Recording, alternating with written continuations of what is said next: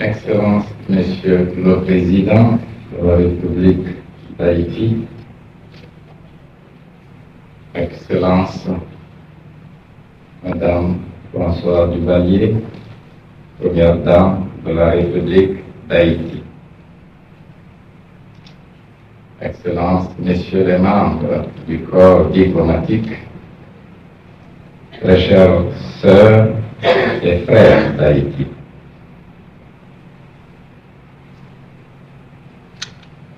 nous ressentons un regret profond.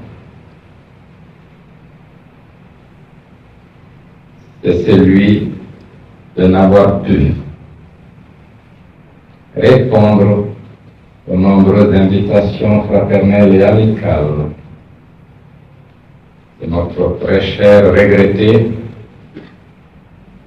le président François Duvalier. L'invitation à prendre contact avec son courageux peuple, d'échanger face à face des idées sur les destins communs des peuples d'Afrique et d'Haïti. Mais depuis notre contact avec votre peuple, avec vous-même, chers frères, et votre digne maman, nous sommes en émotion, comme nous l'avons dit ce matin à l'aérogare. Émotion provoquée par le rappel des temps. L'histoire, c'est une continuité, aussi bien à l'échelle de l'humanité tout entière qu'à celle de chaque peuple.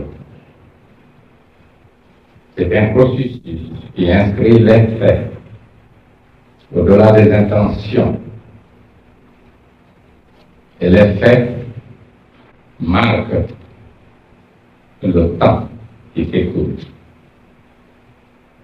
Nous savons tous que l'histoire se déroule dans le cadre de l'espace et du temps. Et la vie des peuples, celle des hommes, a pour dimension l'espace-temps, en tant que contenant de tout ce qui vit. Mais ce qui fait vivre, c'est l'homme, sa pensée, sa volonté. C'est pourquoi, en jetant un coup d'œil sur le passé, nous comprenons mieux le présent et nous sommes à même de projeter les objectifs de notre devenir commun. Dans l'histoire, dans le temps et dans l'espace, il y a les peuples qui se constituent et se perpétuent. La vie de l'homme va de 0 à 100. Quel que soit le rayonnement de l'individu, il est né, se développe et passe. Mais la vie des peuples va de 0 à l'infini. C'est pourquoi ce sont les peuples qui font l'histoire, car eux seuls disposent de tout l'espace et de tout le temps. La continuité qui marque par conséquent la vie de chaque peuple est l'expression de la volonté permanente des peuples à se diriger vers le bonheur, à la recherche de leur équilibre interne et externe. Les peuples demeurent toujours porteurs d'aspirations progressistes. La liberté est une conquête, la dignité est une conquête. Il n'y a pas de peuple au monde qui n'aspire à ces valeurs immortelles, qui ont toujours mobilisé les peuples et les hommes au point qu'ils acceptent même de perdre leur vie pour sauvegarder ces hauts idéaux qui constituent le fondement de la pensée humaine. En venant ici, nous pensons à tous ceux qui ont ouvert la brèche au système colonial, impérialiste d'antan. Toussaint Louverture, son nom est un symbole qu'il a ouvert le chemin. Le chemin avec le courage qu'il a caractérisé pour crier haut et que chaque noir en ce temps ressentait en lui. C'est vrai, il a commencé à dire haut ce que chacun avait dans sa pensée.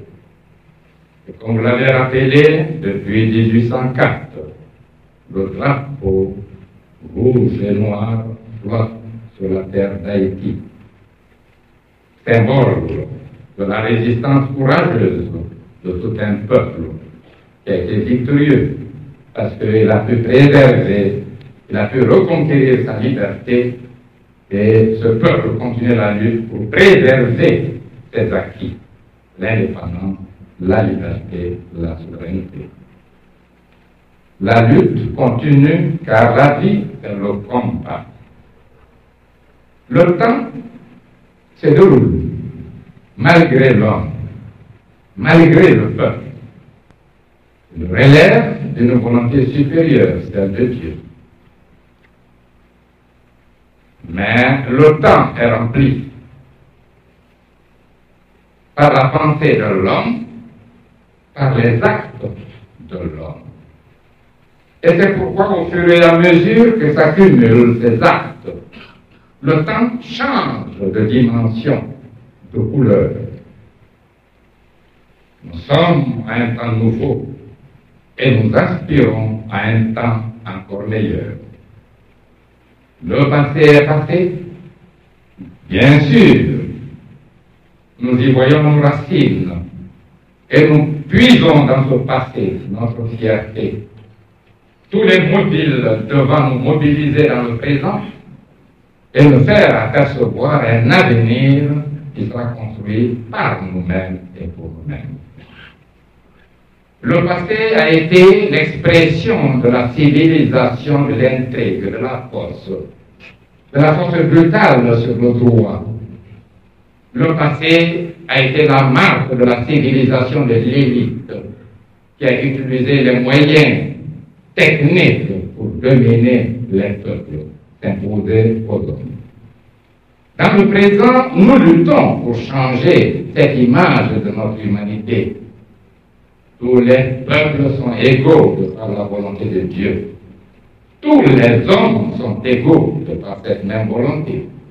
Chacun sent la souffrance, la douleur et aspire au bonheur. Chacun obéit aux lois naturelles de la biologie et de l'histoire.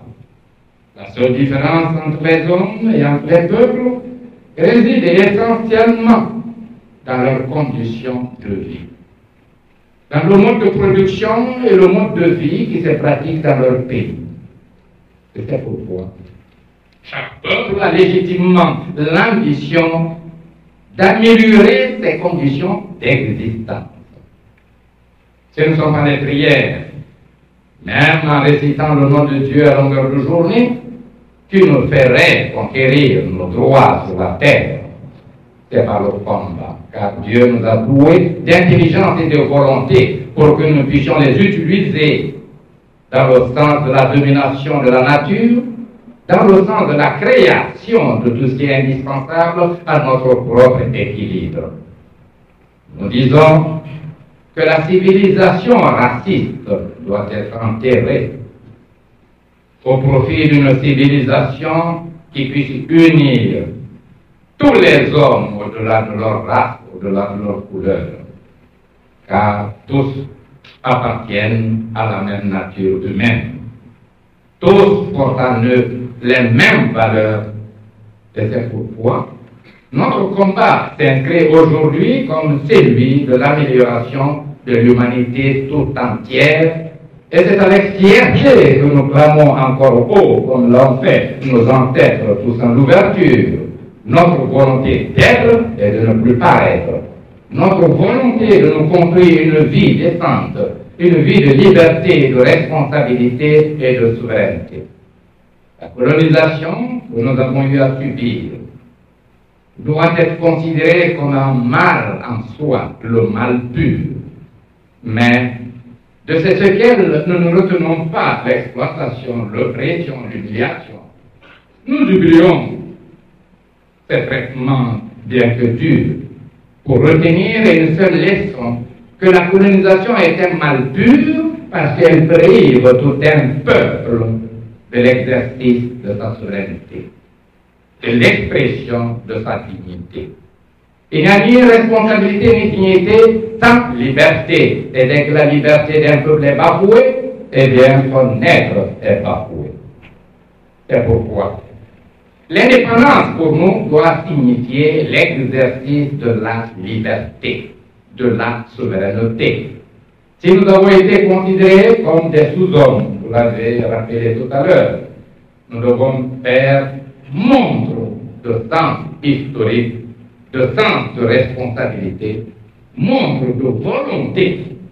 Et c'est pourquoi la révolution guinéenne n'hésite jamais à dire ce qui est ressenti par tous les hommes de la terre, jaune, blanc ou noir.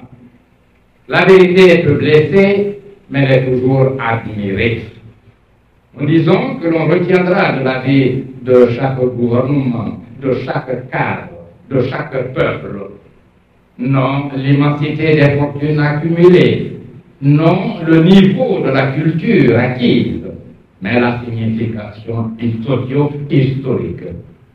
C'est pourquoi faire l'histoire, c'est intégrer le peuple, partager ses misères, ses difficultés, percevoir aussi tous les éléments indispensables au bonheur du peuple, à la reconstruction du peuple sur des bases propres à sa personnalité. Nous disons que Haïti a joué un rôle de premier plan.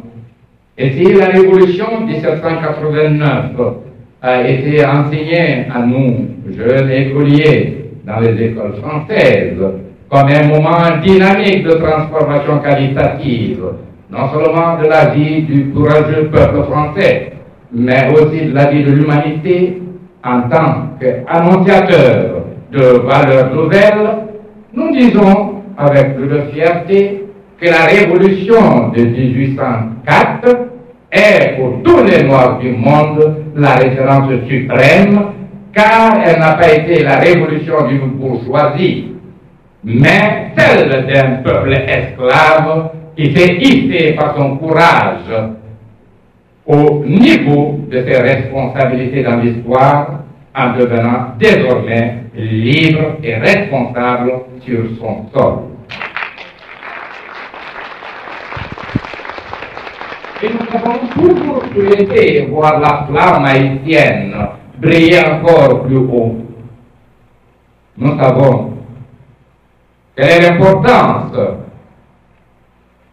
de votre victoire de 1804 pour les peuples d'Afrique. Vous avez répondu à toutes les calomnies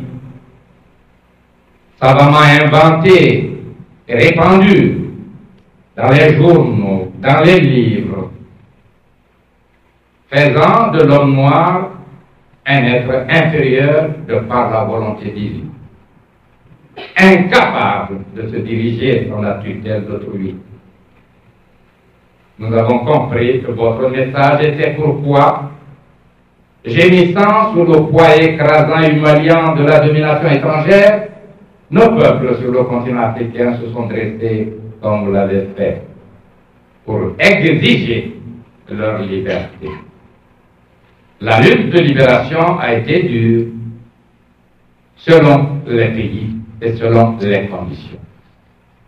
Mais nous rappellerons que l'histoire de l'humanité se joue au niveau de chaque pays du monde, au sein de chaque peuple, dans la conscience et dans l'acte de chaque homme. L'humanité, elle est indivisible. La couleur de la peau ne saurait la diviser. La diversité d'expression de la pensée des hommes, c'est-à-dire les langues, ne saurait diviser l'humanité. L'humanité est une et indivisible, et la conscience nettement hautement élevé à la dimension des lois que nous dicte la nature humaine, nous fait comprendre que l'homme est l'homme, qu'il soit blanc, qu'il soit noir, qu'il soit jaune. Mais faut-il aujourd'hui imposer cette vérité première en disant non au racisme, en disant non à l'exploitation, en disant non à l'oppression, en disant non à toutes les pratiques qui disqualifient l'homme et dénaturent l'expression des peuples? On sait tous que pour faire un choix juste dans la vie, pour s'orienter avec justesse vers l'avenir, l'on doit toujours utiliser la dialectique du général au particulier. Le général, c'est l'humanité, dans son indivisibilité, dans son unicité, et aussi dans sa haute mission de dominer la terre, de l'exploiter. Par sa créativité, d'inventer tout ce qui est nécessaire à son bien-être, de s'éduquer elle-même, de choisir les meilleurs principes de vie, d'adopter les meilleures méthodes de comportement en vue de se maintenir dans une harmonie parfaite. Les objectifs que doivent réaliser les peuples relèvent de cette dialectique, celle qui va du général au particulier. Mais le choix d'un objectif ne fait pas le bonheur. La proclamation des options ne réalise pas le bonheur. C'est l'action. L'action de tous les jours. L'action dans une continuité. Et le perfectionnement de cette action qui finalement créeront les éléments indispensables au bonheur socio-humain. La dialectique donc de l'action est celle qui va du particulier au général. C'est l'inverse de l'idéalisation de l'avenir, autrement dit du choix des objectifs d'avenir, pour lequel il faut voir l'humanité tout entière afin que ces choix puissent mobiliser à travers le temps et dans l'espace tous les hommes. Mais quant à l'action, elle est obéie à une autre technique, à une autre dialectique, celle de la prise en considération des conditions spécifiques de chaque pays, de la personnalité de chaque peuple, de la volonté ascendante des masses qui peignent autour. Il faut donc que chaque peuple comprenne à quelle heure il est, à quel état il est. Il est vrai que tous les peuples font l'histoire, mais dans l'histoire également, jamais deux peuples ne se trouvent dans des conditions absolument identiques.